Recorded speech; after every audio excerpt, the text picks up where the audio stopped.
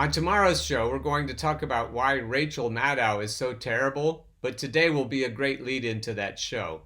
Here's a ball buster.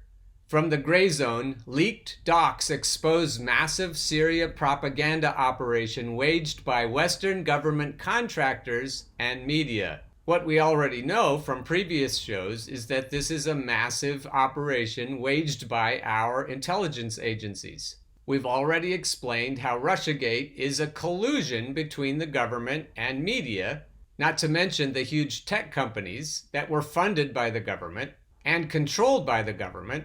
So let's dive right in. This is Ben Norton from the Gray Zone. Western government-funded intelligence cutouts trained Syrian opposition leaders, planted stories in media outlets from BBC to Al Jazeera, and ran a cadre of journalists. A trove of leaked documents exposes the propaganda network.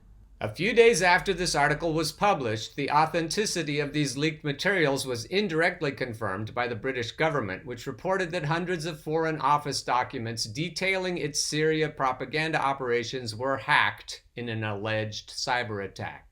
Leaked documents show how UK government contractors developed an advanced infrastructure of propaganda to stimulate support in the West for Syria's political and armed opposition.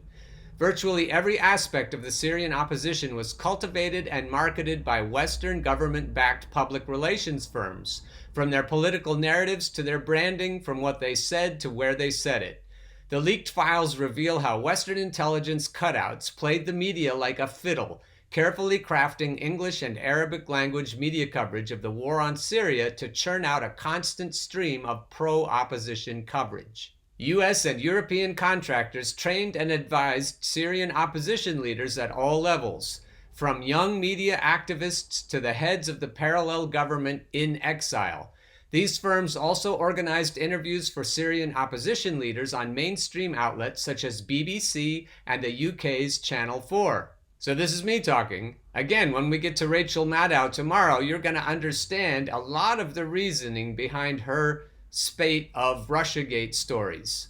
More than half of the stringers used by Al Jazeera in Syria were trained in a joint US-UK government program called BASMA, which produced hundreds of Syrian opposition media activists.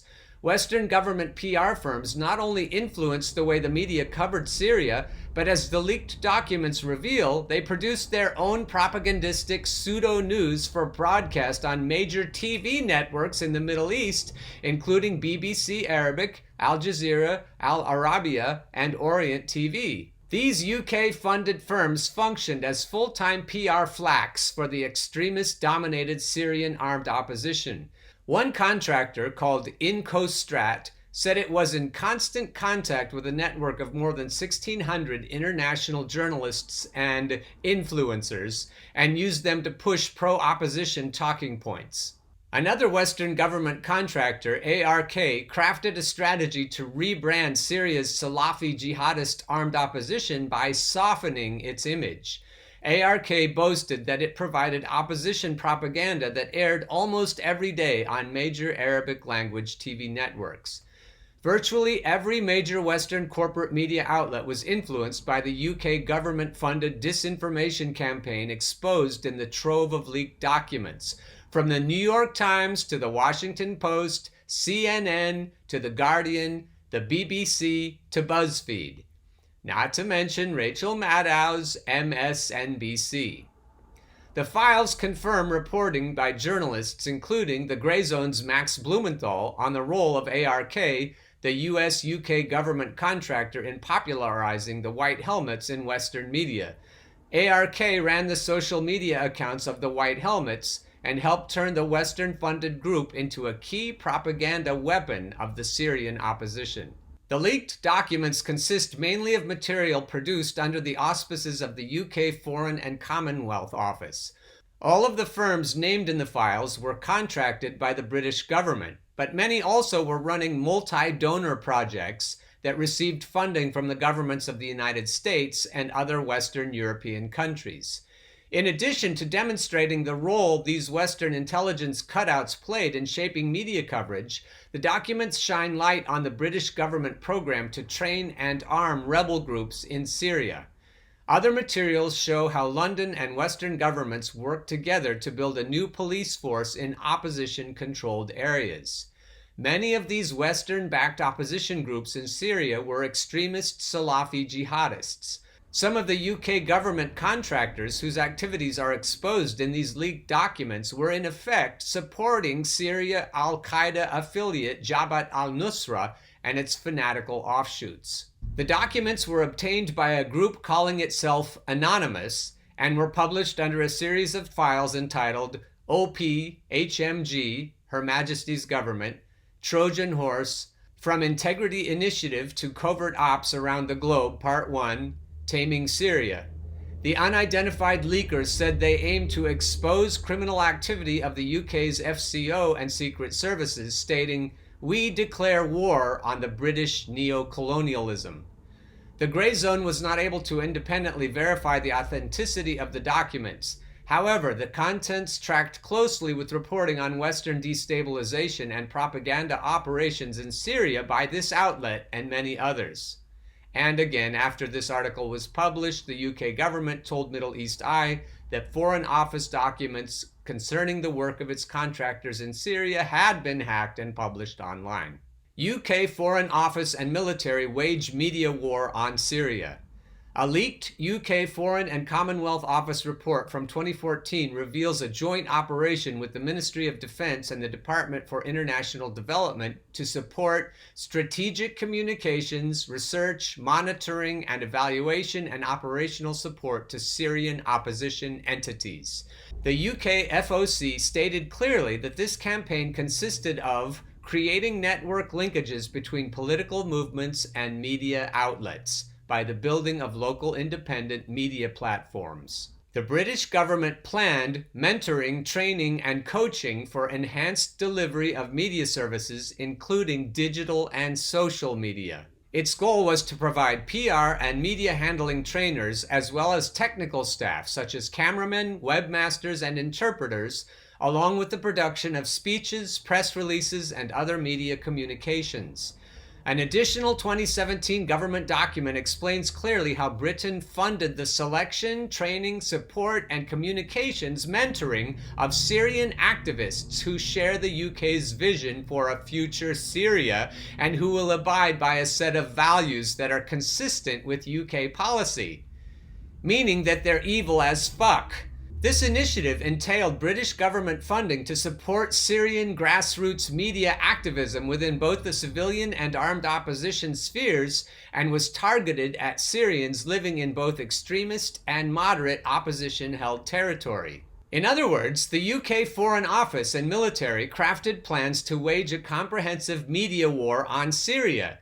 To establish an infrastructure capable of managing the propaganda blitz, Britain paid a series of government contractors, including ARK, the Global Strategy Network, TGSN, Innovative Communication and Strategies, Incostrat, and Albany. The work of these firms overlapped, and some collaborated in their projects to cultivate the Syrian opposition. Western government contractor ARK plays the media like the fiddle. One of the main British government contractors behind the Syria regime change scheme was called ARK, Analyst Research Knowledge. ARK FZC is based in Dubai, in the United Arab Emirates. It brands itself as a humanitarian NGO, claiming it was created in order to assist the most vulnerable by establishing a social enterprise, empowering local communities through the provision of agile and sustainable interventions to create greater stability, opportunity, and hope for the future. In reality, ARK is an intelligence cutout that functions as an arm of Western interventionism. In a leaked document it filed with the British government, ARK said its focus since 2012 has been delivering highly effective, politically and conflict-sensitive Syria programming for the governments of the United Kingdom, United States, Denmark, Canada, Japan, and the European Union. ARK boasted of overseeing $66 million worth of contracts to support pro-opposition efforts in Syria. On its website, ARK lists all of these governments as clients, as well as the United Nations. In its Syria operations, ARK worked together with another UK contractor called the Global Strategy Network, TGSN, which is directed by Richard Barrett, a former director of global counterterrorism at MI6. ARK apparently had operatives on the ground inside Syria at the beginning of the regime change attempt in 2011, reporting to the UK FCO that ARK staff are in regular contact with activists and civil society actors whom they initially met during the outbreak of protests in spring 2011. The UK contractor boasted an extensive network of civil society and community actors that ARK has helped through a dedicated capacity-building center ARK established in Gaziantep, a city in southern Turkey that has been a base of intelligence operations against the Syrian government. ARK played a central role in developing the foundations of the Syrian political opposition's narrative. In one leaked document, the firm took credit for the development of a core Syrian opposition narrative, which was apparently crafted during a series of workshops with opposition leaders sponsored by the US and UK governments. ARK trained all levels of the Syrian opposition in communications, from citizen journalism workshops with Syrian media activists to working with senior members of the National Coalition to develop a core communications narrative. The firm even oversaw the PR strategy for the Supreme Military Council, SMC, the leadership of the official armed wing of Syria's opposition, the Free Syrian Army, FSA. ARK created a complex PR campaign to provide a rebranding of the SMC in order to distinguish itself from extremist armed opposition groups and to establish the image of a functioning, inclusive, disciplined, and professional military body. ARK admitted that it sought to whitewash Syria's armed opposition, which had been largely dominated by Salafi jihadists, by softening the FSA image. ARK took the lead in developing a massive network of opposition media activists in Syria and openly took credit for inspiring protests inside the country. In its training centers in Syria and southern Turkey, the Western government contractor reported, more than 150 activists have been trained and equipped by ARK on topics from the basics of camera handling, lighting, and sound to producing reports, journalistic safety, online security, and ethical reporting. The firm flooded Syria with opposition propaganda. In just 6 months, ARK reported that 668,600 of its print products were distributed inside Syria, including posters, flyers, informative booklets, activity books, and other campaign-related materials. In one document spelling out the UK contractor's communications operations in Syria, ARK and the British intelligence cutout, TGSN, boasted of overseeing the following media assets inside the country: 97 video stringers, 23 writers, 49 distributors, 23 photographers, 19 in-country trainers, 8 training centers, 3 media offices, and 32 research officers. ARK emphasized that it had well-established contacts with some of the top media outlets in the world, naming Reuters, the New York Times, CNN, the BBC, the Guardian, the Financial Times, the Times, Al Jazeera, Sky News Arabic, Orient TV, and Al Arabiya. The UK contractor added, ARK has provided regular branded and unbranded content to key pan-Arab and Syria-focused satellite TV channels such as Al Jazeera, Al Arabiya, BBC Arabic, Orient TV, Aleppo Today, Surya Al-Ghad, and Surya Al-Sha'ab since 2012.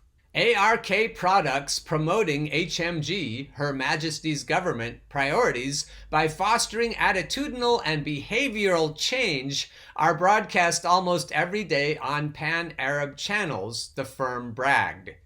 Attitudinal and behavioral change. Does that sound like George Orwell or what? In 2014, 20 branded and unbranded Syria reports were produced on average by ARK each month and broadcast on major pan-Arab television channels such as Al Arabiya, Al Jazeera, and Orient TV.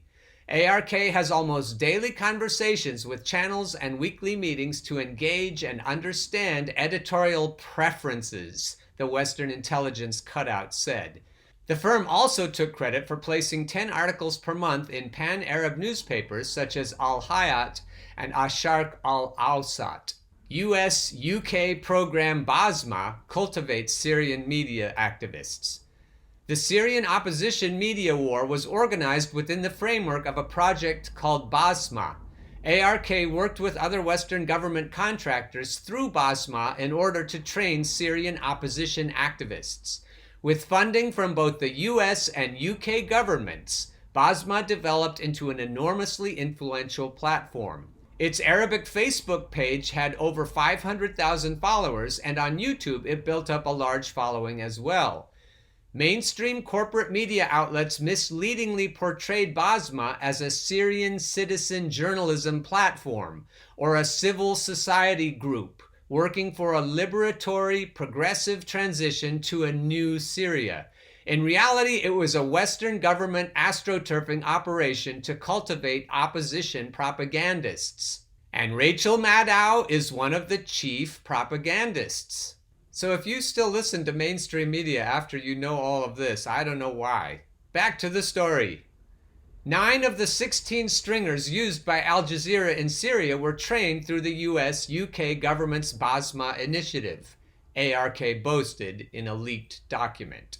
In an earlier report for the UK FCO filed just 3 years into its work, ARK claimed to have trained over 1,400 beneficiaries representing over 210 beneficiary organizations in more than 130 workshops and dispersed more than 53,000 individual pieces of equipment in a vast network that reached into all of Syria's 14 governorates, which included both opposition and government-held areas. The Western contractor published a map highlighting its network of stringers and media activists and their relationships with the White Helmets, which we talked about yesterday, as well as newly created police forces across opposition-controlled Syria. So this isn't just media, they're creating police forces. In its trainings, ARK developed opposition spokespeople, taught them how to speak with the press, and then helped arrange interviews with mainstream Arabic and English language media outlets. ARK described its strategy to identify credible, moderate civilian governance spokespeople who will be promoted as go-to interlocutors for regional and international media. They will echo key messages linked to the coordinated local campaigns across all media, with consortium platforms able to cover this messaging as well and encourage other outlets to pick it up. In addition to working with the international press and cultivating opposition leaders, ARK helped develop a massive opposition media superstructure.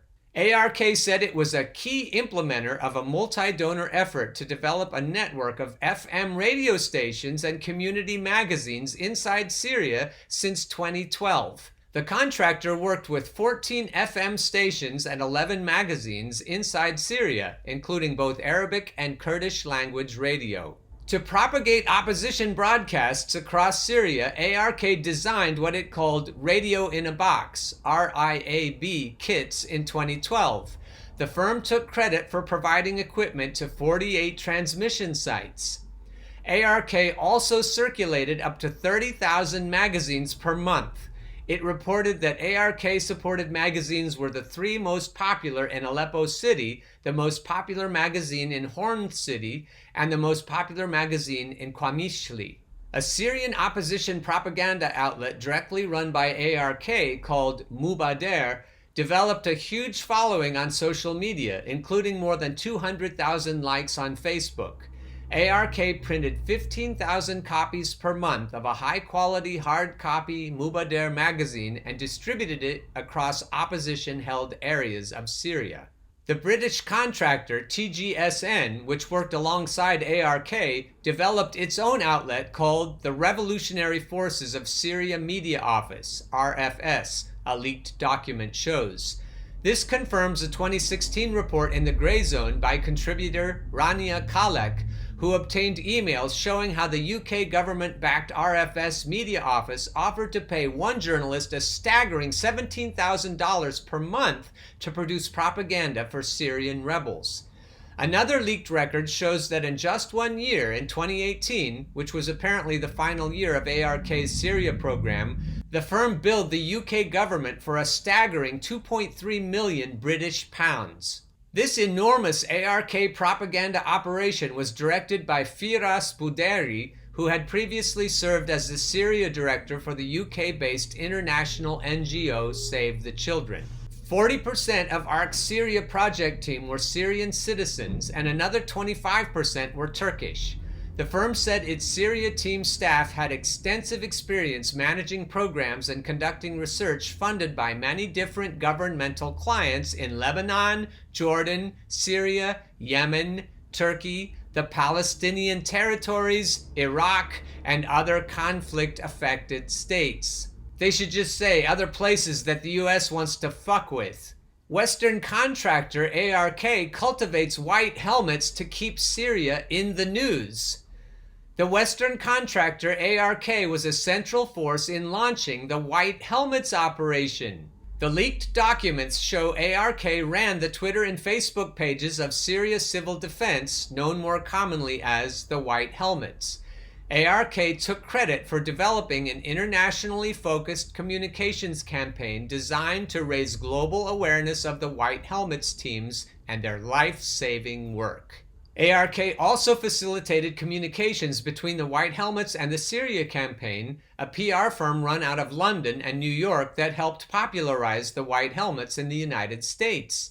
It was apparently following subsequent discussions with ARK and the teams that the Syria campaign selected Civil Defense to front its campaign to keep Syria in the news, the firm wrote in a report for the UK Front Office.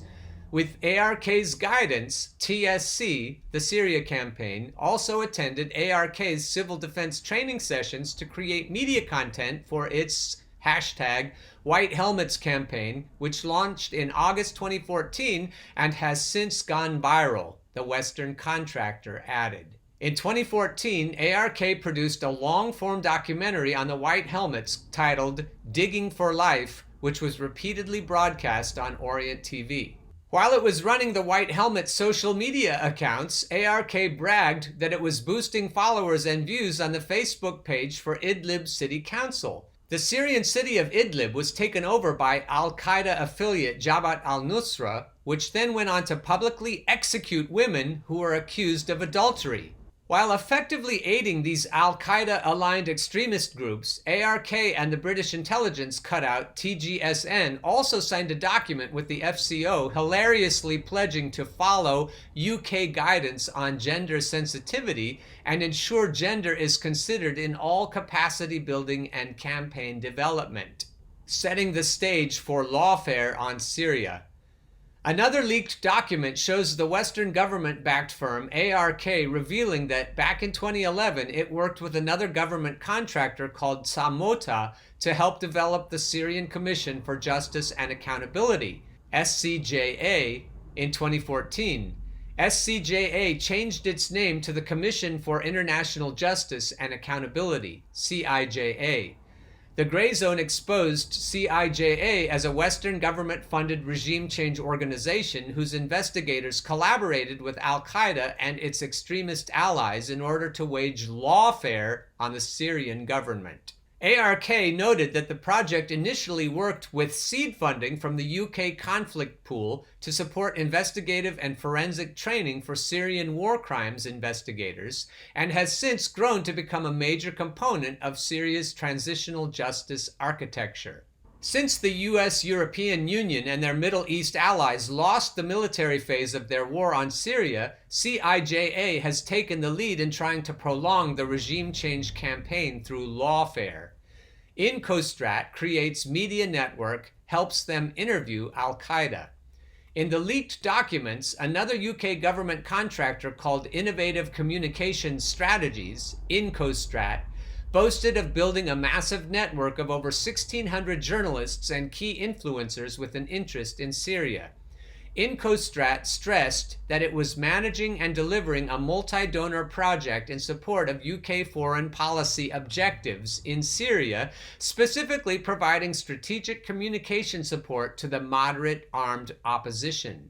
Other funders of Incostrat's work with the opposition in Syria, the firm disclosed, included the US government, the United Arab Emirates, and anti-Assad Syrian businessmen.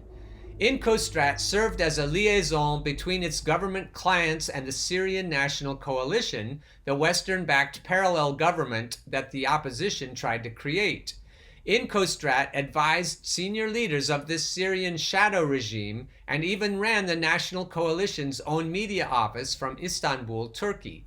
The Western contractor took credit for organizing a 2014 BBC interview with Ahmad Jarba, the then president of the opposition National Coalition. The firm added that journalists have often reached out to us in search of the appropriate people for their programs. As an example, Incostrat said it helped plant its own Syrian opposition activists in BBC Arabic reports. The firm then added, "Once making the initial connections, we encouraged the Syrians to maintain the relationships with the journalists in the BBC instead of using ourselves as the conduit." Wow. Like ARK, Incostrat worked closely with the press. The firm said it had extensive experience in engaging Arab and international news media, adding that it worked directly with heads of regional news in major satellite TV networks, press bureaus, and print media.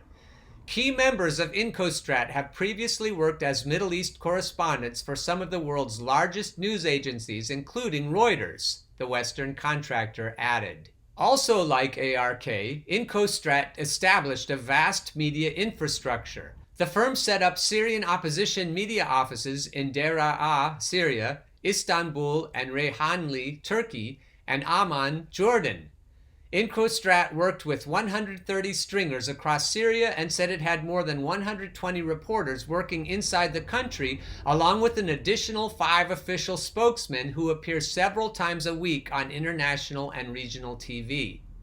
Incostrat also established 8 FM radio stations and 6 community magazines across Syria. The firm reported that it penetrated the armed opposition by developing strong relationships with 54 brigade commanders in Syria's southern front that involved daily, direct engagement with the commanders and their officers inside Syria, as well as defected officers, Free Syrian Army FSA units in government-held Damascus. In the leaked documents, Incostrat boasted that its reporters organized interviews with many armed opposition militias, including the al-Qaeda affiliate Jabhat al-Nusra.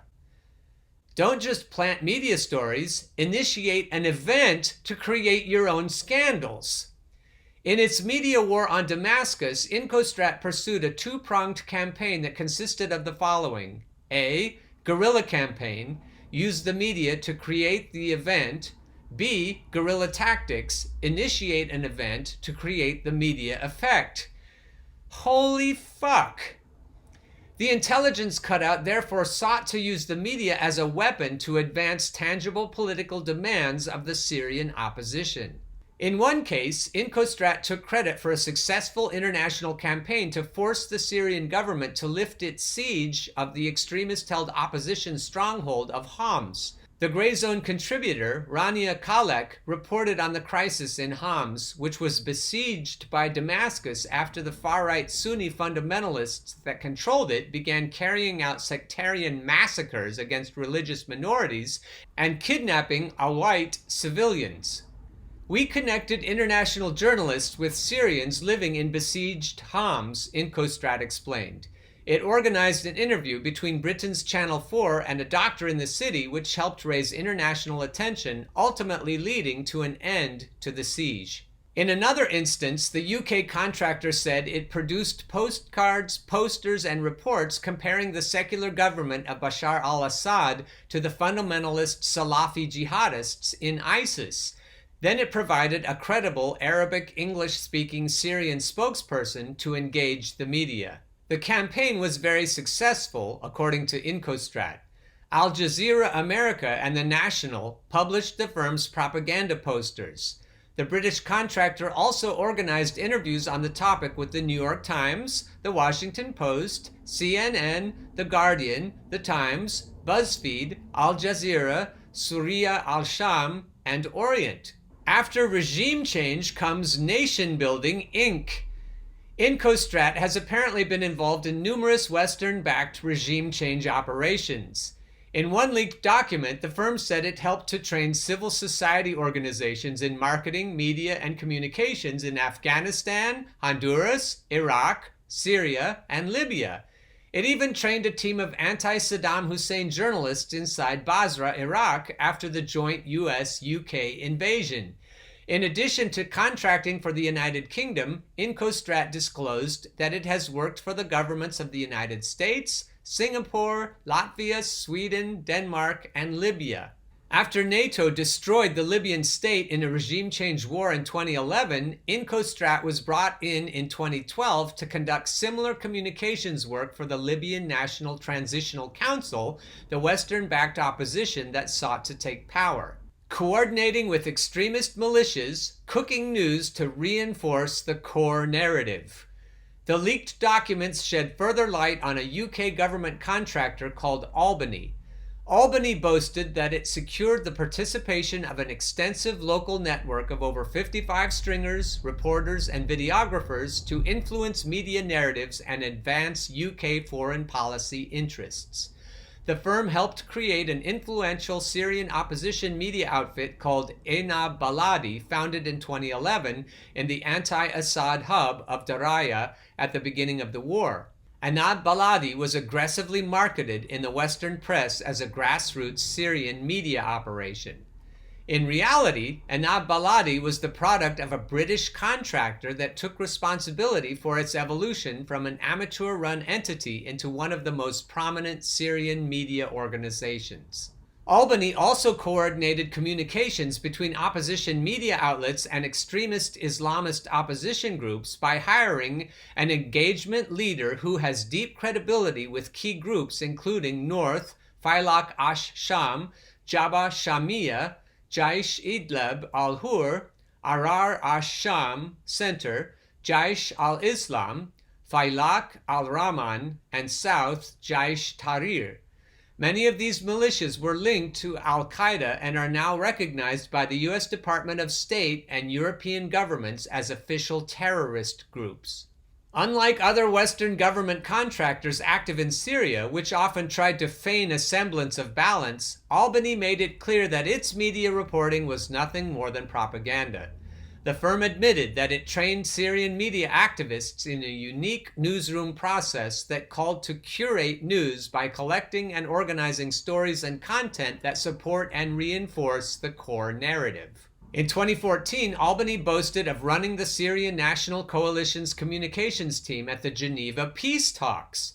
Albany also warned that revelations of Western government funding for these opposition media organizations that were being portrayed as grassroots initiatives would discredit them. When internal emails were leaked showing that the massive opposition media platform Basma Syria was funded by the United States and Britain, Albany wrote, "The Basma brand has been compromised following leaks about funding project aims. The leaks on social media have damaged the credibility and trustworthiness of the existing branded platform," Albany wrote. Credibility and trust are the key currencies of the activities envisaged, and for this reason we consider it essential to refresh the approach if the content to be disseminated is to have effect. The Basma website was taken down soon after. These files provide clear insight into how the Syrian opposition was cultivated by Western governments with imperial designs on Damascus and was kept afloat with staggering sums of cash that flowed from the pockets of British taxpayers, often to the benefit of fanatical militiamen allied with al-Qaeda. While Dutch prosecutors prepare war crimes charges against the Syrian government for fighting off the onslaught, the leaked files are a reminder of the leading role that Western states and their war profiteering companies played in the carefully organized destruction of the country. Ben Norton is a journalist, writer, and filmmaker. He is the assistant editor of The Gray Zone and the producer of the Moderate Rebels podcast, which he co-hosts with editor Max Blumenthal. His website is bennorton.com, and he tweets at Benjamin Norton. Okay, dear viewers and listeners, you know what to do next, as I like to say. We have to spread the fuck out of this. This news has to go everywhere, and I don't know that everyone's going to listen to this whole show, but at least spread the article. I'll link to it underneath as usual.